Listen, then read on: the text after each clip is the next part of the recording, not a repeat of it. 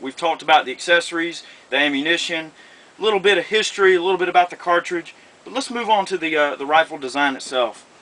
The bare bones basic Mosin Nagant rifle is typically going to have what is called a round receiver, and as you can see, this is round.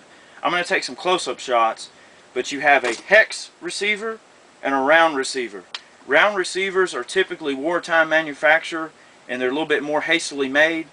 There's nothing wrong with a round receiver, but the hex receivers are generally regarded as having higher quality of manufacture, higher quality in terms of attention to detail and precision. Here we have a Russian M38 rifle. This is same as an M44, but without a bayonet. In fact, this even has the M44 stock that's inletted for the bayonet. Round receiver, straight bolt. In my opinion, the Mosin Nagant suffers a little bit in the bolt design in that, in my opinion, it's just a little short. You don't get quite as much leverage. So weaker framed people or women or whoever, just, you know, people that aren't quite as strong might have just a little bit of difficulty opening the bolt sometimes, just because you do lose a little bit of leverage. Now, earlier versions of the Mosin Nagant, early prototype versions had a longer bolt handle, had I got tongue-tied here, had a exposed fluted barrel, and reports on that particular rifle were that the accuracy was outstanding. However, the Russians didn't go for it because, of course, the cost to manufacture and the time to manufacture each unit was just a little bit too lengthy. So anyway, you have your straight bolt. Now, I'll show you something real quick here. To decock one of these rifles, even with one in the chamber, of course make sure it's pointed in a safe direction. But to decock this rifle, just click it over to the right just a little bit, squeeze the trigger, and the action will decock. This rifle has a very, very strange and awkward safety. You have to pull this back and cock it either to the left or right. I usually do it to the left. The safety on this thing is adequate, but I wouldn't trust it. The bolt will not open, the weapon will not fire. To fire the rifle, simply pull back and disengage the safety. As you can see, it's a major pain in the butt. A soldier with gloves on and in a hurry, I definitely would not be worrying about trying to mess with the safety. Probably the most crucial safety of the weapon is pretty much the length of pull and the weight of the trigger. I'll tell you what, I don't know if any of you guys have ever understood this concept, but with military weapons are typically designed with a trigger weight that is equal to the weight of the weapon. In this case, the trigger is significantly lighter than the weight of the weapon. But like if you take a military grade M16 and charge it or whatever, you should be able to hold the weapon with your finger on the trigger, safety off, and without any more force other than the weight of the weapon. You should be able to hold the weight of the weapon without the trigger going off.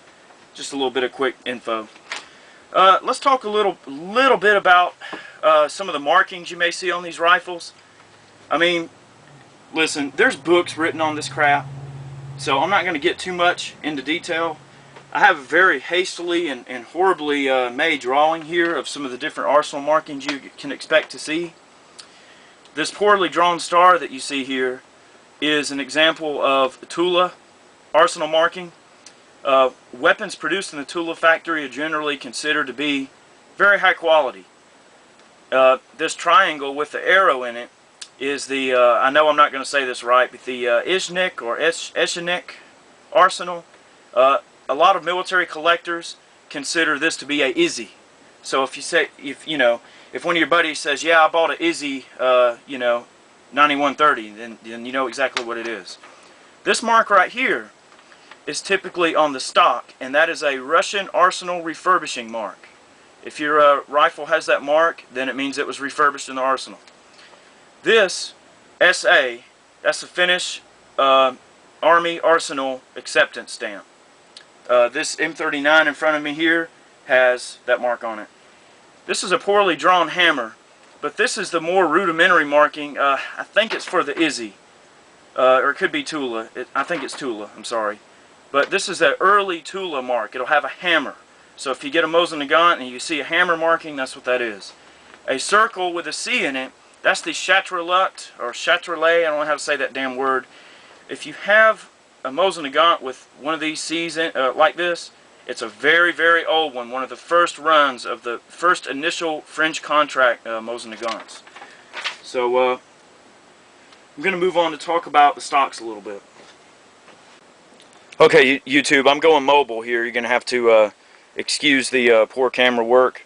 I want to talk a little bit about a few of the features I missed. I didn't mention the magazine.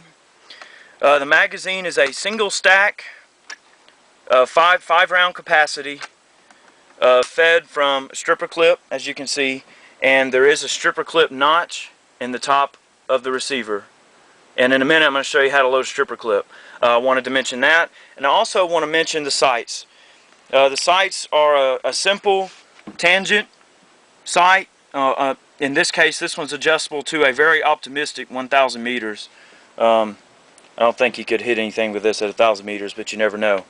The front sight post is just a pole with a protected globe over the top, and you can see there's a hole on the top of the globe to adjust the front sight post. It's not adjustable for windage, but is adjustable for elevation. Okay, and that's pretty much it. You have a one-piece stock.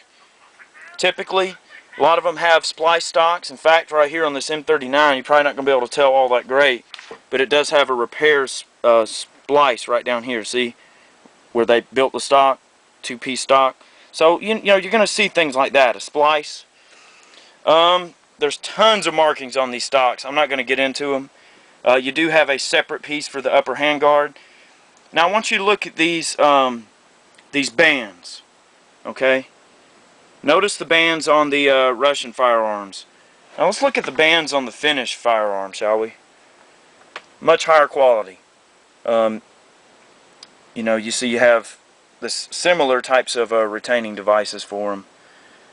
A little bit higher quality overall. The Finnish used the Finns actually contracted various barrel makers to make replacement barrels for captured Mosin Nagants they got in various conflicts.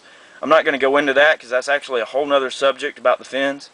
But as you can see, there's differences in the Finn and Russian, sighting systems and everything. I'm not going to get into all that. But I will mention that you can generally tell a Finnish Mosin Nagant by the two-piece stock.